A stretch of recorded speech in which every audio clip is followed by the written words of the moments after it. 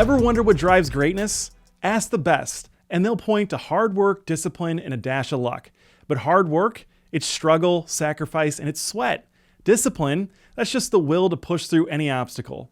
The world says struggle and suffering are bad, but aren't they the fuel for growth, for progress, for that thrill of victory? Football mirrors politics like no other sport.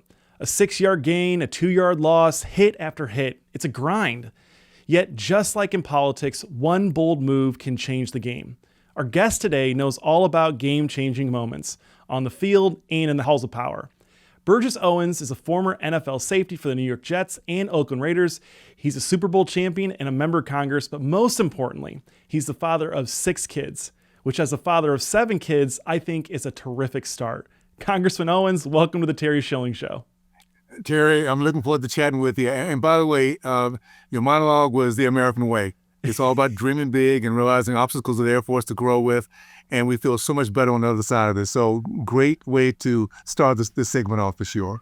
Well, look, I think there's a lot of heroism in you. I think the American dream is reflected in your path, right? I want to get into that a bit because, first of all, I want to talk about your NFL career. You are a legendary player. You won, Super Bowl 15.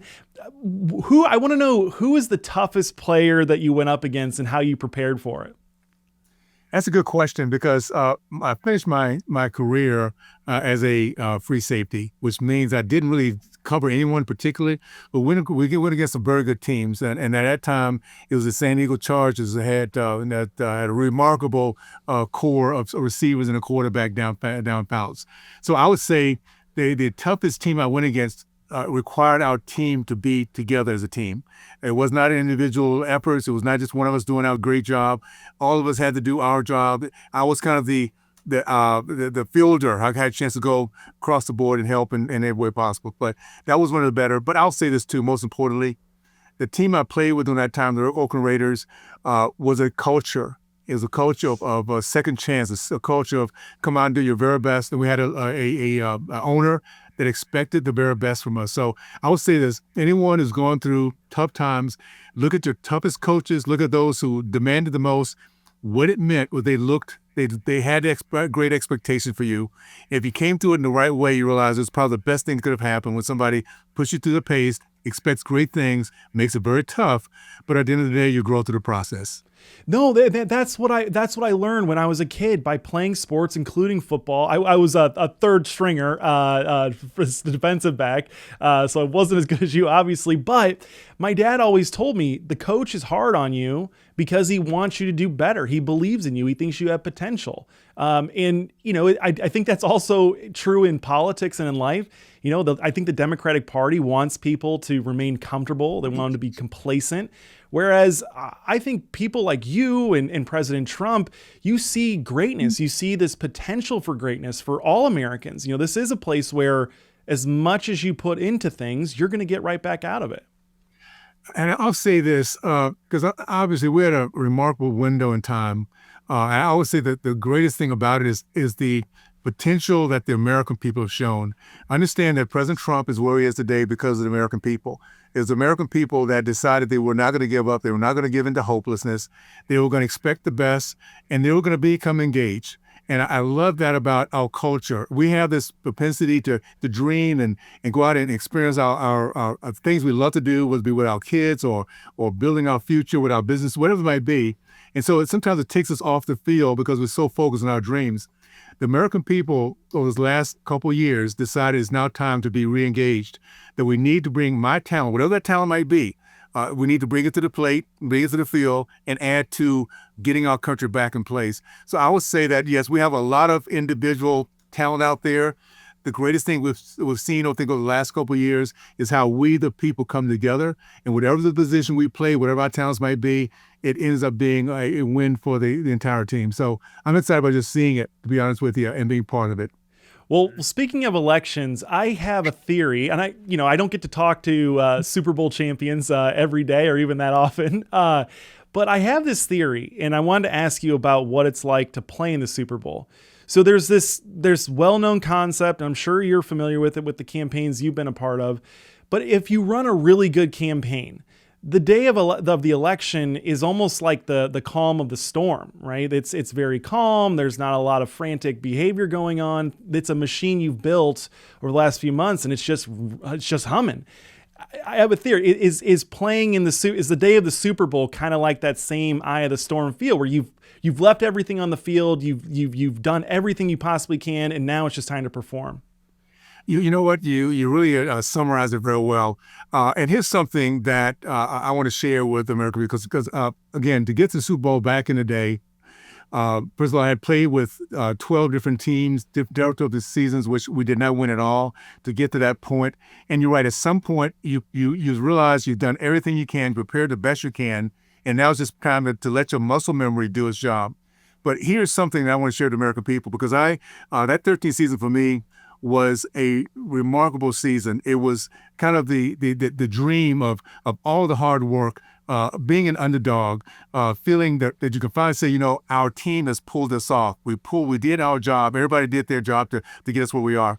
So I've been asked often, what does it feel like to be at that moment, at the end of the game, realize you're the best of the best, that you're on a team that's come together like no other team before, and that particular year. And my message, when people ask how that feels, I say, well, this is what we felt this year, November 5th. What we felt that at that particular point is exactly how I felt to become a Super Bowl championship, to walk off the field knowing that we've done our very best. We're living the American dream right now because of what we did together as a team. And now we're seeing the fruits of that. I would say the upside of where we are today versus where I was back in 1981, whenever that was, is that this is intergenerational. We won in a big way for our kids' kids. We're learning, we're now talking about things that have not been talked about before. What is capitalism? What is Marxism? What is it to have a great future because you believe in a remarkable past that you appreciate? Those conversations we're having now, and because of it, we have a more hopeful America than I've seen in quite a while. So I'm excited about experiencing this Super Bowl win with the American people. There's some that don't quite get it yet, but will, because they love our country. They want the best of their family. And they're going to realize as time moves forward that what we did together, even though we might not have voted for the same person, is now we're on the same team. And we want that leadership to win for all of us. So I'm excited about where we are now. And it's, again, it's good to have hope. And that's what the American dream is all about. That's such a great point, Congressman. Once you win the election, now it's time to govern. Now you're trying to get results, not just for your party. You want to get Democrats, more financial, relief. You want to get everyone more financial relief because that's how you win more future elections. It's that obvious. It is, and I'll just say this because our country has always been about the dream. It's about dreaming big. It's becoming a more perfect union. It's things like understanding that all men are created equal. This is the concept that our country was built upon. And we're always fighting to uphold that dream that we have. So I would say the biggest part of that, and I'm going to segue into something I think is probably one of the most important things we can do. Education has to be at the core of our freedom. It was one of our founders said it to summarize, ignorant and free can never be. Our country is built on our ability to talk to each other, to have these conversations. Very tough conversations sometimes. Conversations which we might not agree, but if we are confident in who we are and in our beliefs, we can give space to people who might not. We can actually be kind. We can be respectful. We can say, let's respectfully agree to disagree, move on and do other things together. Once we get to the point where we cannot think, that we don't have the confidence in ourselves, we do not believe that we have a remarkable past that gives us this great future ahead of us, if we don't think that, then we're going to pick up a stick and hit somebody with us. And that's where our country has been coming to.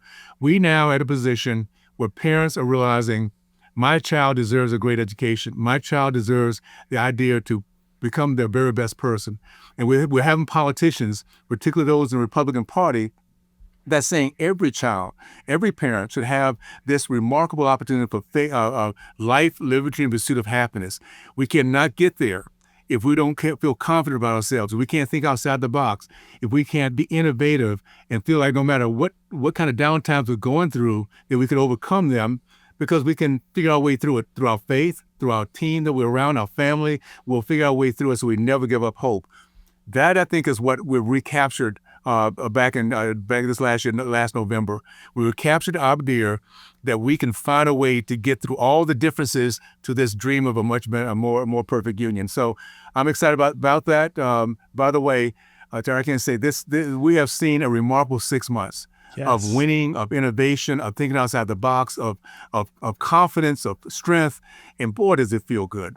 So just know that this is just the beginning. We're going to teach our kids how to do the very same thing when they come through, never feeling sorry for themselves, never feeling they are a victim, Yes. but because they live in the greatest country in the history of mankind, that they can overcome anything and get their dreams accomplished in the process.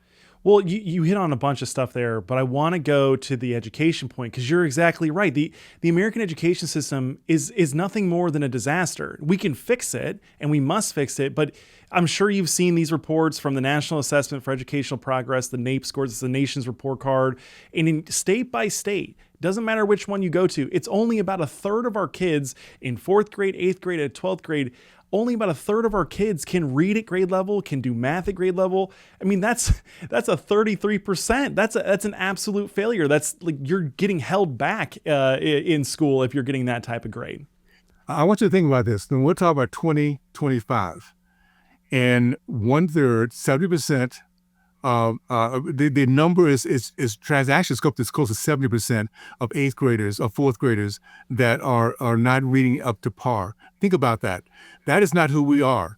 Our whole focus and the reason why we began our society, our country, with educated people and educated locations like Harvard, is because we understood that from the very beginning. So here's what it comes down to. If we do not educate our children and to dream and to accomplish and to talk to each other, we're going to lose our culture from within. It doesn't matter what else we do. We can make sure the borders are safe. We can make sure that the inflation comes down. We can make sure gas is whatever. If our kids do not understand what we have and ready to fight for it, to be able to articulate themselves for it, to raise their kids to believe, we're gonna lose ourselves from within. So we're doing the right things. I've always believed there's a God in heaven who does the very best for our country to learn the things we need to learn. I think COVID was a wake-up call in a big way. It was a very, very painful, as a time in which we all will hope we'll never want to go through again. But out of it came the idea and understanding that our kids are not being taught correctly, and the idea that for business owners, no one would ever from the government tell us we cannot open a business. We cannot go to our church. These are things that will begin to happen, which is exactly what the Marxist ideology is all about. So we are in a fight, the American way or the Marxist way. The American way says very simply this: our tenets are faith, family, the free market, and education. Any society, any culture, any family that drives into that will become successful. They will be happy. They will be uplifting around. If you go the other way, you negate all that, you get a very dark mind and soul. And then we have to make sure we're fighting ourselves against that and go the American way that has always been worked out for us so well in the past. No, I think that's right. And I think that one of the biggest accomplishments that you guys all had very recently to advance the American way of life was the passage of Donald Trump's One Big Beautiful Bill. I want to talk with you about that, what your favorite things are in that bill. And then, I would like to know what you think the next priorities are for yourself and for Congress to get accomplished for the American people this year. I would say before we get into the details of the bill, the biggest thing that we accomplished was figuring out what it was to act like a team. Yes. You have to understand, we went through miracles to get to where we are. In the last 6 months, we not only went through a couple of resolutions, continued resolutions, budget resolutions. And this is the conference that I'm talking about, our conference, the Republican conference, in the past could never come together on anything. And we actually thought we might lose the majority last term because we were fighting each other and impeaching each other, whatever. We're doing stuff that just was not conducive to winning. We are now winning. We can only lose 3 votes, and we're winning these budget after budget processes, including the One Big Beautiful Bill, by losing only 2 votes. So what we're learning is a very important lesson. We're learning how it is to work as a team, to be strategic, that we can't get everything at the same time we can. We cannot throw Hail Marys every play and think it's going to work. So we're working, again, go back to the Raider style football. We're working as a team because we realize I'm going to do my part. I'm going to get everything I can out of this play, and just realize that my teammates going to do the very same thing. The thing that we have that's made this happen, though, is the President Donald Trump. Yes. He commands respect. He commands the idea that if you want to be part of this team, you need to show up, share your concerns, share your thoughts, share your dreams and goals for your district. But at the end of the day, we're going to come together as a team for America. And this one big beautiful bill is unbelievable in terms of what we're going to be doing and what it's going to show as we move forward. I just want to say this real quickly. Of all the things it's going to show, there are people in this country that are fearmongers. There are people that love for Americans to be hopeless and to be fearing of each other and be divisive and not believing anything can happen. We're hearing now, because of this one big beautiful bill, people are saying people are going to die. People are going to be kicked off Medicaid and Medicare. None of this is true, by the way. The upside about where we are is we finally put together a bill in which it's no longer hypothetical. People are going to see within this next 6 to 12 months that the Republican Party has been truthful and honest about what we're doing. We're getting rid of waste, abuse, and fraud. At the same time, making sure that those systems that are put in place for American people are going to work for the American people for a long, long term. We're going to have more people working in jobs because they now realize, number one, that these jobs are available to them. We're going to make sure we're educating our kids so that when they leave these institutions, they can go into their careers without all this debt, without feeling bad about our country. So we're going to see the results of this within this next year. It's going to help us to build a bigger majority, and more Americans will continue to be engaged. And as we do that, we'll bring even better people to Congress on both sides of the aisle. And I think we're going to be in such a good place that for the next 2-3 generations, they're going to feel the impact of this remarkable time we're going through right now. Because we're only getting started. It's 6 months in, and we have a lot to go. It feels like the first term. It is amazing. The most important thing is that American people are hopeful again, and that's what's going to come out of this one big beautiful bill. You're so right about the Republican Party acting like a team and being unified, and you don't need to know more than the fact that we could only lose 3 votes in the Senate and 4 votes in the House. These guys stuck together because they knew what was on the line, and at the end of the day, what was on the line was the future for the American people. And by the way, I want to get into the family stuff, but I do want to thank you for pushing back on that lie that 17 million Americans are going to lose healthcare coverage. That was always a lie. I've done a few interviews in the last few weeks about this. It's incredible that the legacy media just keeps pumping this lie, because the American people are going to see through it, right? They're either going to be 17 million people crying out for healthcare, or there's not, and there's not going to be, because the whole thing was a lie. Well, and here's the whole thing. They've gotten away with it for so long. It's kind of muscle memory for them. What was happened, the paradigm shift, is that American people used to believe them. They used to believe in the anything we try to do to make things better. If we try to reform Social Security so it will survive, and that the people that are paid into it are going to get paid back, but all those young people like yourself who know will not last so long will be even in better shape. If we try to do that, everybody would tell everybody, the message would be that we're about to destroy Social Security. So the key is this: going through COVID, American people had a chance to see that they were not being given the truth. And one thing, the American people, we are open for a lot of things, but once we realize we've been lied to, it's a different mindset. So we're in a position now that we can move forward. I think it's going to be very exciting to see the next year what's going to happen. We have a president who's very committed to the American people. And we have now people that in the past might not have ever looked at my party. By the way, I've been a Republican for last 40 years. 40 years ago, I realized the Democratic Party was not doing the Black community right at all, and so I turned away from it. But now we have people that are realizing that if they're drawn toward hopefulness, faith, their family, the legacy of making sure their kids could be truly run circles around them one day, that they could be safe in their community, safe in their country. If they've been drawn to that, which most Americans are, they're going to start to see that the Republican Party is the party for them. And unless Democrats decide they want to change your pathway, which will be very difficult because they've been on this pathway so long. It's going to be very difficult for them to continue to have the impact that they have had in the past. So again, this is a remarkable time. And let me just say this, Terry, also, I want to make this point. We all have our part. And this is so important about the American way. I'm a Congress right now. In the past, I was an entrepreneur.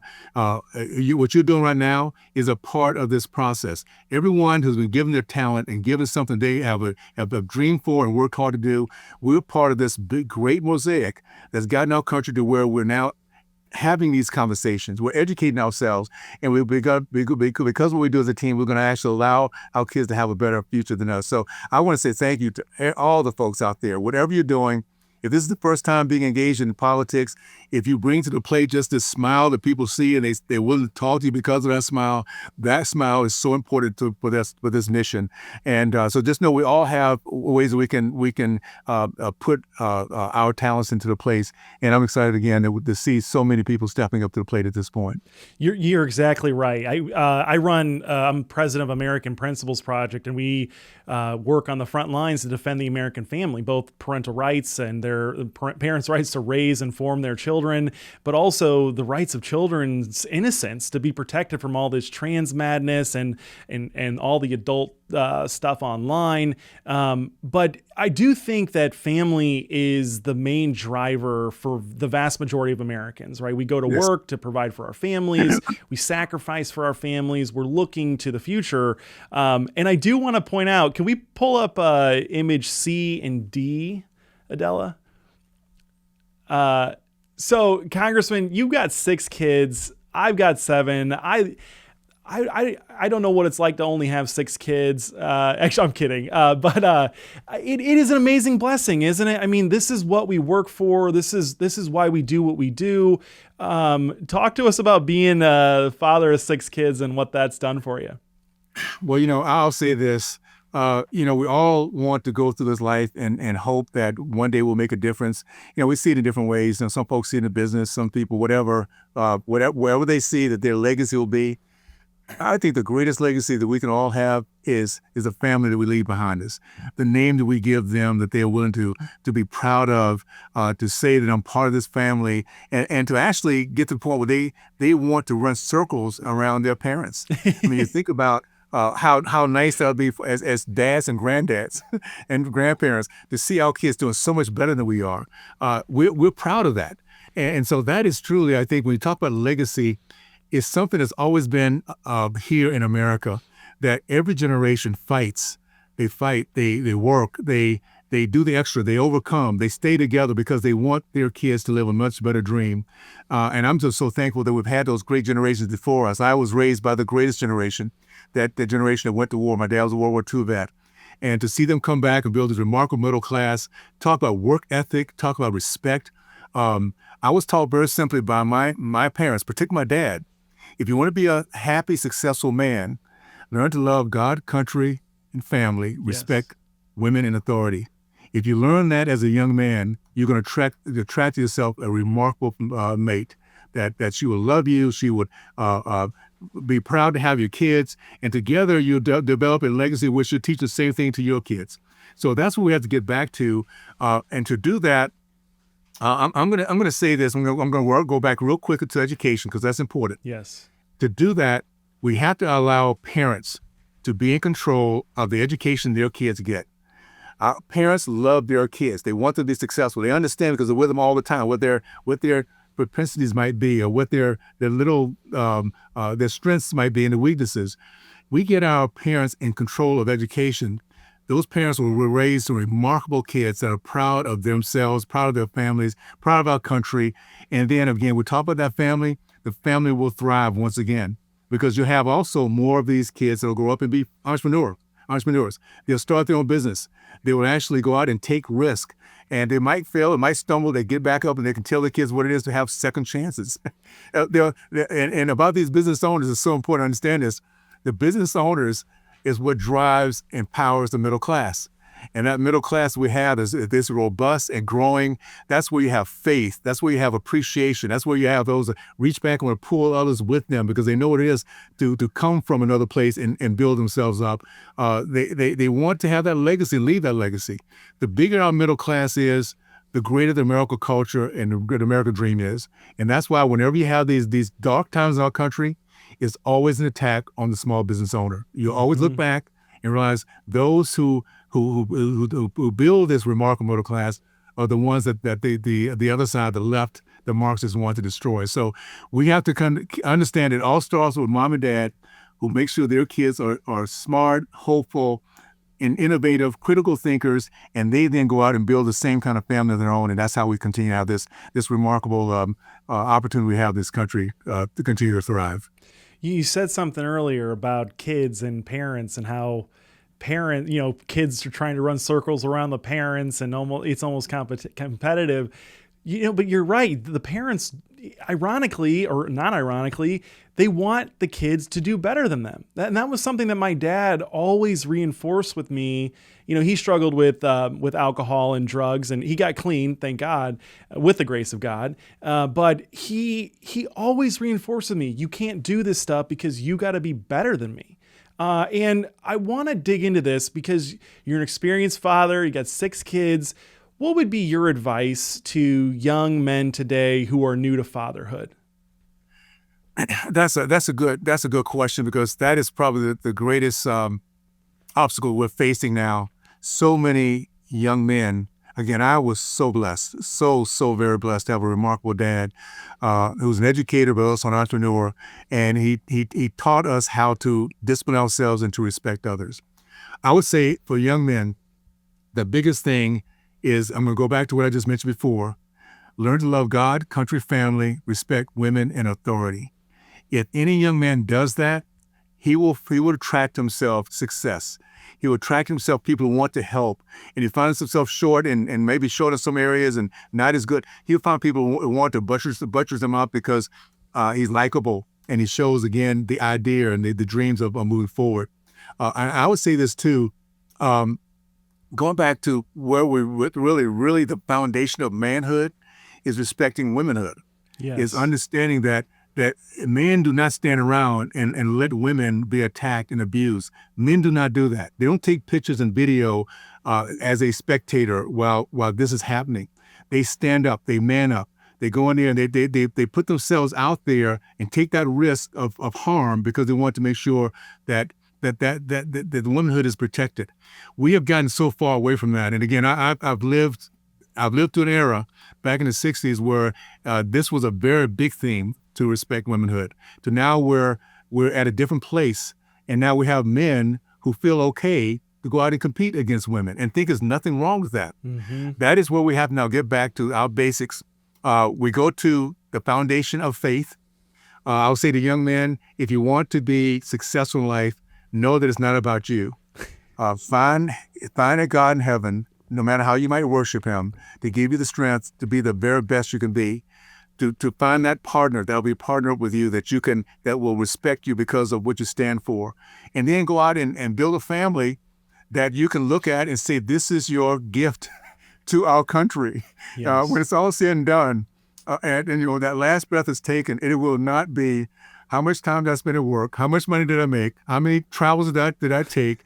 It will truly be these lives you left behind them that will want to lift you up as a great example of what they would want to be, and the kind of man in this case, or in this case of our daughters, the kind of man that they want to marry and help raise their kids. So it is a great opportunity for us. I'm excited about the one. Before I got into politics, my dream has always been to work with at-risk kids from way back when I finished with the NFL. So I started a program called Second Chance for Youth, where I was working with young men coming out of the juvenile system. And obviously with that concept, it was giving them, first of all, realize they will always have second chances, that they can always present themselves in a way that people will respect them if you start off the right way. And you can dream big, fall flat, and dream big and continue to move forward. So that's what I want to bring into my time in Congress. That's why education is so important to me, because once only through education can we help our young boys and girls to truly see themselves as special and their voice making a difference and being an uplifting to other people. So that education of self-worth is a big piece of it. So that's a long answer to a short question, buddy, but I think getting our men, our young boys to be men is a big piece of getting our country back in place.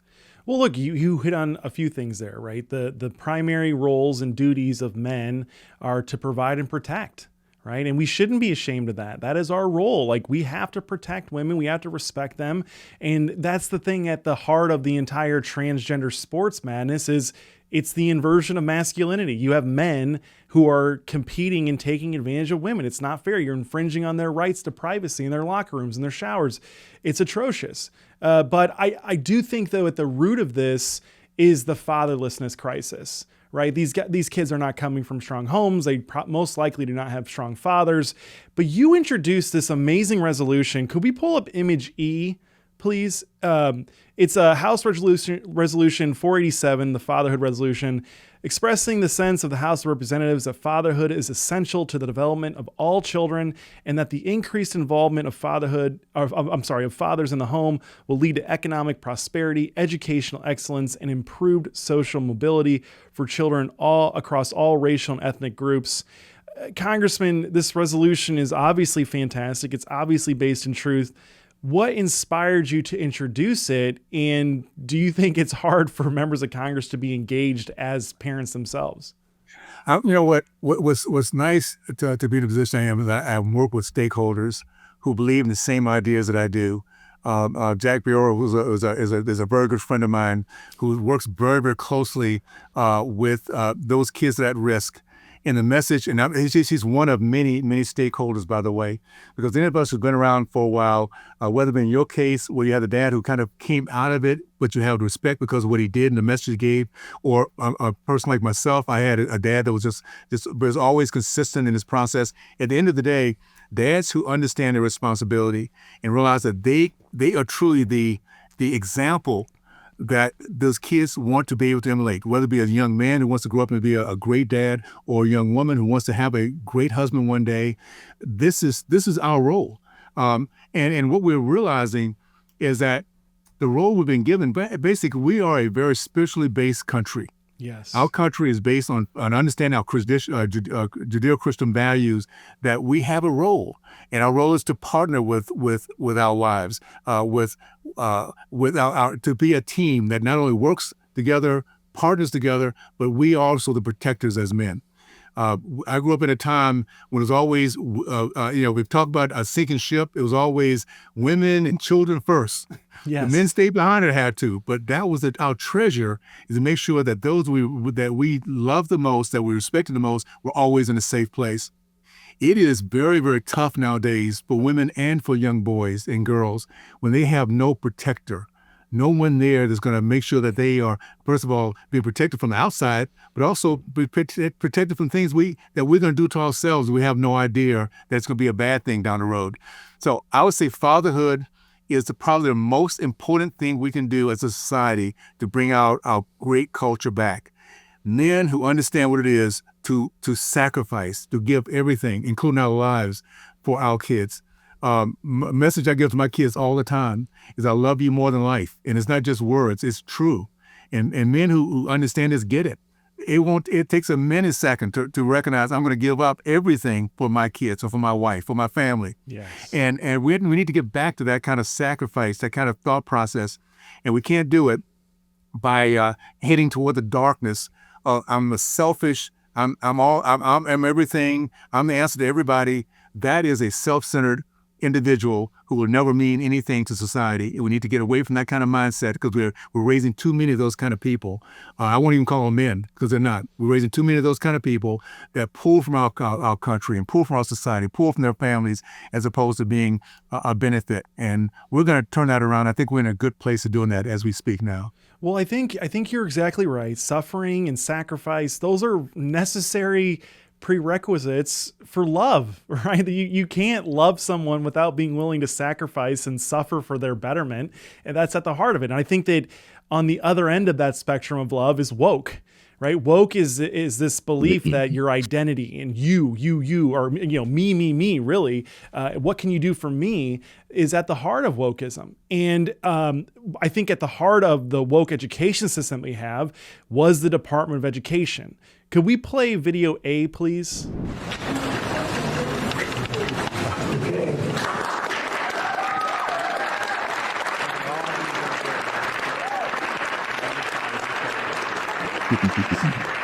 So this is obviously Trump signing his executive order dismantling the Department of Education, which was incredibly important. But education is obviously very important to you. And as a leader in that space, what excites you the most about what President Trump and Linda McMahon have been doing in the education world? Very simple.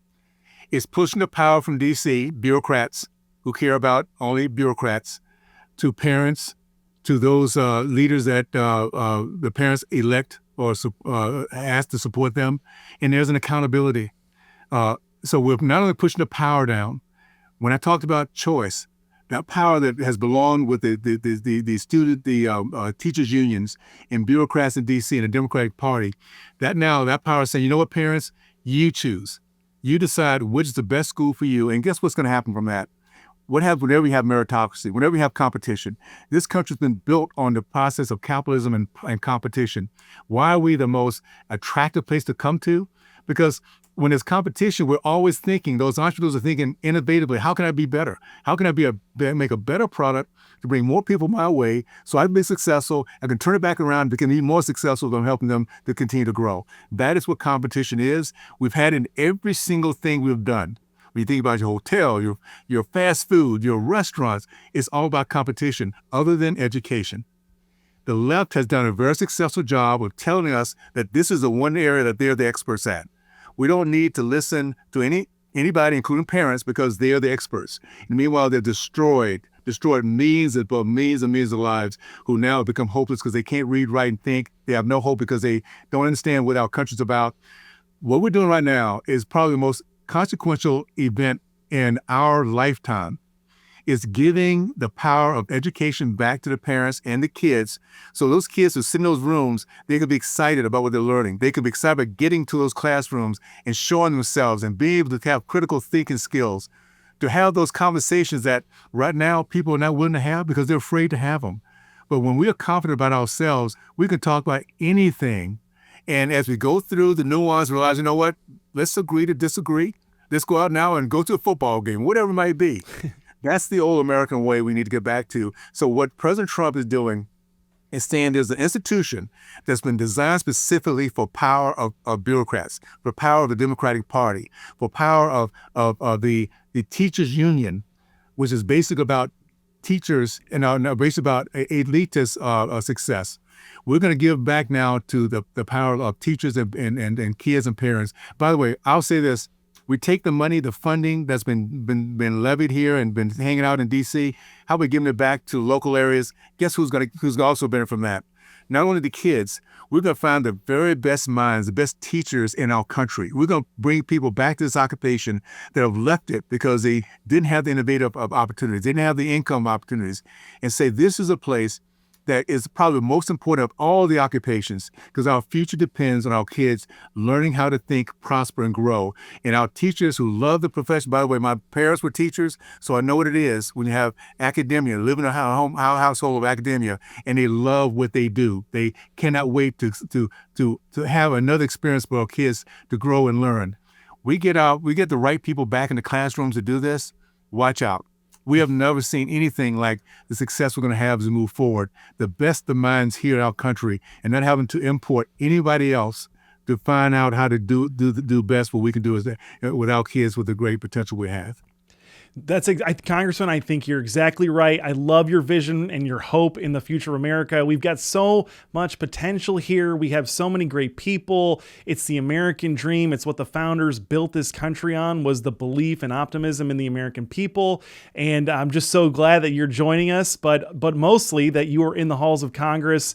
I really do mean it. I think you are a game changer for Congress. I'm so glad that you're there. We're going to close this thing out, but before we go, can you tell people where they can find you and support you and get involved with your work?